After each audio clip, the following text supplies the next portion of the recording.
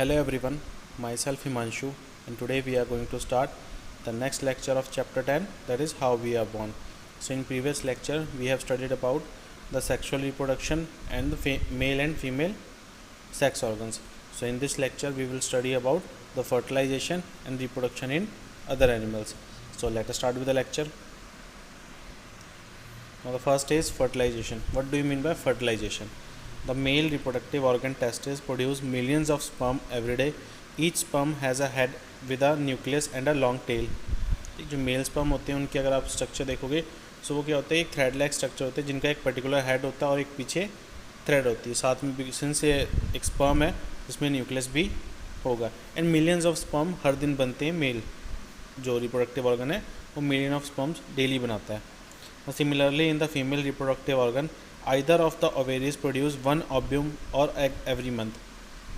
So जो females में ovaries होती हैं वो हर मंथ एक जो ओव्यूम है या एग है वो रेडी करती हैं. देन आफ्टर दैट वो स्पर्म और एग अगर फ्यूज़ होते हैं तो एक नया इंडिविजुअल बनना स्टार्ट होता है. ठीक. और during intercourse sperm gets transferred into vagina. From vagina they travels through the fallopian tube और oviduct. It is the oviduct that one of the sperm fuses with the ovum. This is called fertilization. ठीक. तो इसमें क्या होता है कि जो sperm है वो जब फीमेल वजाइना में एंटर करता है देन आफ्टर दैट वो क्या करता है, जो ओव्यूम पहले ओवेरीज ने प्रोड्यूस किया हुआ है वो उस ओव्यूम के साथ फ्यूज़ होता है और एक इंडिविजुअल बनाने की स्टार्टिंग होती है. ठीक है. देन ये जो फ्यूज़न वाला प्रोसेस है इसको हम बोलते हैं fertilisation. The male and female gametes fuses to form a single cell zygote. The zygote travels down the oviduct and attach itself to the worm linings or uterus. The zygote then divides again and gives rise to a ball of cells. This ball of cell is called an embryo.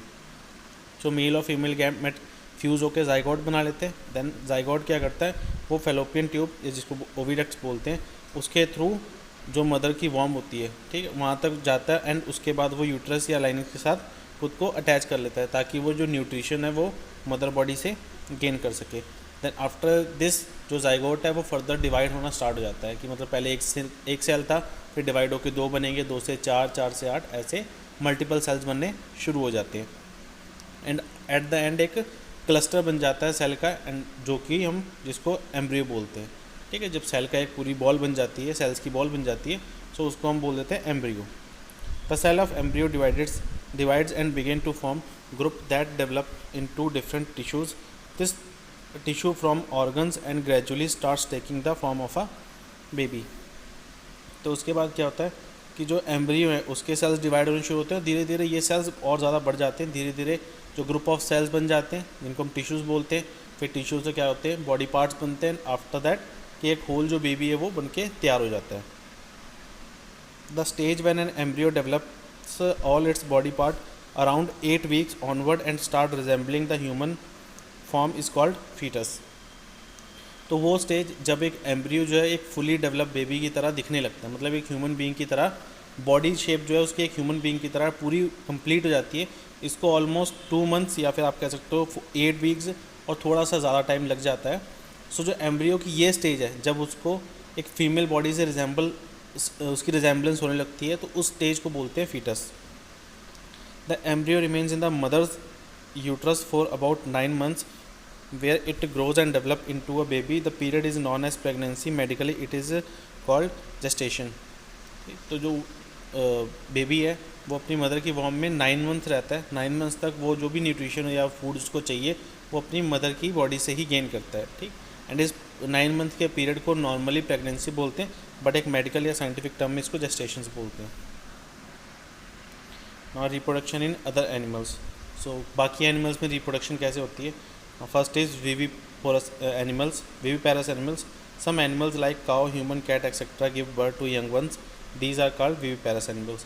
तो कुछ animals हैं जो कि अपने बच्चों को जन्म देते हैं. ठीक. तो उनको हम विविपेरस एनिमल बोलते हैं. इसके एग्जाम्पल है like cow, human, cat etcetera. Next is oviparous animals. So oviparous animals कौन से होते हैं. Some animals like frog, lizard, moth, hen etcetera lays egg which later hatches to give birth to young ones. These animals are called oviparous. So कुछ animals ऐसे भी हैं जो कि बच्चों को जन्म नहीं देते बट वो अंडे देते हैं. ठीक. जो बाद में वो अंडे पूरा बन के तैयार होते हैं तो उसमें से एक बच्चा निकलता है। सो ये जो एनिमल्स होते हैं इनको हम ओविपेरस एनिमल बोलते हैं, और इसके एग्जांपल हैं लाइक लिजर्ड, फ्रॉग, ठीक है। Now the animals which fertilise internally follow different way to develop the new individual from the fertilized egg. For example, a hen lays a fertilized egg, then sit on it to provide sufficient warmth. This is called hatching. ठीक, तो कुछ ऐसे भी हैं कि किसी की body के अंदर फर्टिलाइजेशन होती है बट वो अंडे देते हैं, ठीक है। तो जैसे एग्जांपल लेते हैं हम हैन की, तो जो हैन है वो क्या करती है, अंडे देती है, देन उसके ऊपर बैठ जाते हैं। उसका रीज़न क्या है, ताकि उन अंडों को पूरी जो गर्माइश है वो मिले, जो वार्मथ है वो पूरी प्रॉपरली मिले। एंड ये जो प्रोसेस है, जो अंडे दे के उसके ऊपर बैठ जाना, फर्टिलाइज जो अंडे हैं वो ले करके देन उसके ऊपर बैठ जाना, इस प्रोसेस को बोलते हैं hatching. During this period the development of the chick takes place inside the egg and in due course of time the chick develops fully, crack the egg shell and comes out. तो इस time पे क्या होता है कि जो अंडा है उसके अंदर क्या होता है, एक चिक जो है वो बनना स्टार्ट हो जाता है, पूरा डेवलप हो जाता है। एंड जब वो पूरा बन के डेवलप हो जाता है तो अंडा टूटता है एंड वो बाहर आ जाता है। Similarly snake, crocodile etcetera lay fertilised egg which later develops into the hatching और बेबी एनिमल्स, ठीक है। तो जो स्नेक वगैरह वो भी ऐसी अंडे देते हैं, दैन उसके बाद उसकी हैचिंग करते हैं, मतलब उसके ऊपर बैठते हैं, उसके आसपास रहते हैं ताकि उसको गर्माइश मिले अंडे को, देन इस प्रोसेस को हम हैचिंग बोलते हैं। और ये जितने भी आप देख सकते हो क्रोकोडाइल, स्नेक, हैन, ये जो है ये इसी प्रोसेस से जो रिप्रोडक्शन करते हैं। और next is how development occurs. जो डेवलपमेंट है वो कैसे होती है। Most of the animals and the plants come under the category of multi cellular organisms, however they usually starts of a single cell spore और a zygote before becoming an adult. Mostly animals जो होते हैं वो multi cellular होते हैं and but the start single cell से करते हैं, जिसको हम ज़ाइगोट बोलते हैं। The zygote divides repeatedly from more and more cell, this process is called cell division. And जैसे हमने पीछे ही पढ़ा है कि जो ज़ाइगोट बनता है वो फिर डिफरेंट या नंबर ऑफ सेल्स में डिवाइड होता है, देन एक बॉल बनती है जिसको हम एम्ब्रियो बोलते हैं। सिमिलरली बाकी एनिमल्स में भी क्या होता है कि जो ज़ाइगोट है वो सेल डिवीजन करनी स्टार्ट करता है, मतलब 1 से 2, 2 से 4 ऐसे सेल्स बनने शुरू होते हैं। तो इस प्रोसेस को बोलते हैं सेल डिवीजन।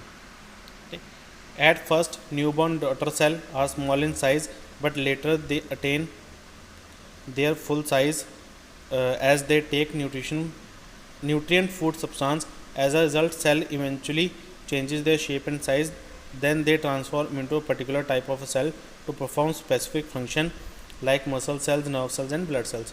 तो इनिशियली जो डॉटर सेल या कह सकते हैं सिंगल सेल जिसको ज़ाइगोट बोलते हैं, वो क्या होता है कि बहुत छोटा होता है, देन आफ्टर दैट वो फर्दर डिवाइड होना शुरू होता है, फिर छोटे छोटे सेल्स बनते हैं, फिर डेवलप होते हैं, फिर फर्दर डिवीजन होती है, फिर वो छोटे हो जाते हैं साइज़ में, फिर डेवलप होते हैं, देन फर्दर डिवीजन। तो यही प्रोसेस जो है वो कंटिन्यूसली चलता रहता है जब तक कि वो एक टिश्यू बना के देन ऑर्गन एंड पूरी बॉडी ना बन जाए। The process is known as cell differentiation और सेल मैचुरेशन। सो इस प्रोसेस को मतलब छोटा सेल है वो डेवलप होकर बड़ा होगा, देन फर्दर फिर डिवाइड होगा, फिर डेवलप होकर बड़ा होगा, फिर डिवाइड होगा। तो इस प्रोसेस को बोलते हैं cell differentiation. Later on, these differentiated cells form different tissues or organs as soon as the different body part attain their right size and form. The baby is born or hatches from an egg. So जैसे जैसे ये process बढ़ती रहती है तो एक time ऐसा आता है कि जब प्रॉपर एक साइज़ का जो इंडिविजुअल है वो बन के तैयार हो जाता है, तो वो जो बेबी है वो बॉर्न होता है, या फिर जो अगर अंडे में है तो वो अंडा तोड़ के बाहर आ जाता है। The process of forming of an individual's body from a basic unit like a single cell zygote is known as development. तो एक पूरी बॉडी का बनना एक सिंगल सेल zygote से, इस प्रोसेस को बोलते हैं हम development. There are many ways by which an individual organism develops. The newborn mammals and newly hatched bird have the same basic shape or other individual of their kind at the time of birth. तो जो आप देखते हो जितने भी individuals हैं जब वो अपने बच्चों को जन्म देते हैं या फिर अंडे में से निकलते हैं, तो मोस्टली वो क्या होते हैं कि जिसके होते हैं लाइक जैसे अगर बर्ड का है बच्चा तो वो बर्ड जैसा ही दिखता है, एक ह्यूमन बीइंग का है तो एक ह्यूमन बीइंग जैसा ही दिखता है, मोस्टली यही चीज़ होती है, ठीक है। However, a butterfly, frog or mosquito goes through different stages of growth from hatching of their eggs to the formation of an adult mosquito or butterfly. ठीक, तो नॉर्मली तो जो अपने बच्चे होते हैं जो भी वो अपने पेरेंट जैसे ही दिखते हैं, ठीक, बट इनके केस में लाइक फ्रॉग, मॉस्किटो और बटरफ्लाई, इसमें क्या होता है कि जो इंडिविजुअल बनते हैं वो अपने पेरेंट बॉडी जैसे नहीं दिखाई देते, वो थोड़े से डिफरेंट दिखते हैं, ठीक। जैसे आपको पता है कि जो बटरफ्लाई है उसमें क्या होता है, पहले कैटरपिलर बनता है, देन वो अपने अराउंड एक प्यूपा डेवलप करता है, आफ्टर दैट उसमें से बटरफ्लाई निकलती है। सो इनमें जो प्रोसेस होता है वो थोड़ा सा डिफरेंट होता है as compare to the human beings और अदर एनिमल्स। ठीक, सो आज के लिए सिर्फ इतना ही, बाकी हम नेक्स्ट लेक्चर में पढ़ेंगे। So thank you students.